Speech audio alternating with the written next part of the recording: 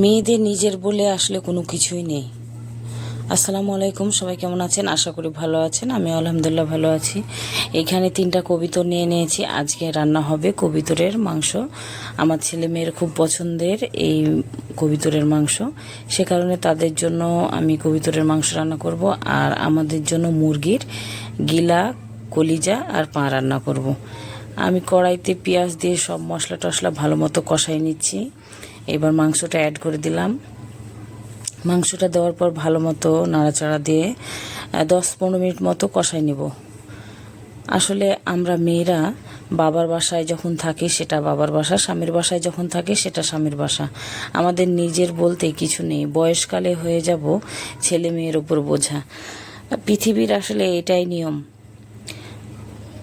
হয়ে এসেছে। এরপরে হালকা হালকা পানি দিয়ে আর একটু ভালো মতো কষাই নিব। যে পানি দিয়ে দিয়ে কষালাম, দেখেন কি সুন্দর হয়ে আসছে।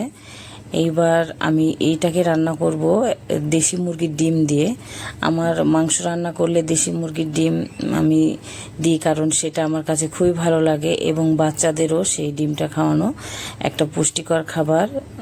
আর আমার বাচ্চা 2টা আবার মুরগির ডিম এভাবে রান্না করলে খুব পছন্দ করে। ডিমটা মাংসের মধ্যে দিয়ে রান্না করলে অনেক টেস্টি লাগে, খেতে ভালো লাগে আর কি। সিদ্ধ ডিমটা তো এমনিতেই খেতে চায় না, আমি এভাবে খাওয়ানোর চেষ্টা করি আমার বাচ্চাদেরকে। আপনারা কে কীভাবে খাওয়ান অবশ্যই কমেন্টসে জানাবেন। এই যে আমার মাংস রান্না প্রায় কমপ্লিট, আলহামদুলিল্লাহ অনেক সুন্দর একটা কালার হয়েছে, দেখেন মাশাল্লাহ। এইটা হচ্ছে গত শুক্রবারে আমি ভিডিও করেছি, কিন্তু আপনাদের সাথে শেয়ার করতে পারিনি। আর রান্না করেছিলাম বিরিয়ানি, চিকেন বিরিয়ানি, যেটা আমার ছেলের খুব পছন্দের একটা বিরিয়ানি। সাথে সালাদ তো অবশ্যই থাকবে, যেহেতু বিরিয়ানি, মাংস, ভাত, সালাদ না হলে কি সাথে সাদা ভাত।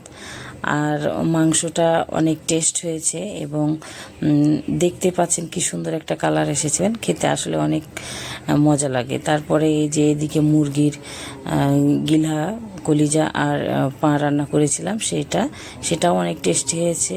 ভালো থাকবেন, সুস্থ থাকবেন সবাই, আমার জন্য দোয়া করবেন। আল্লাহ হাফেজ।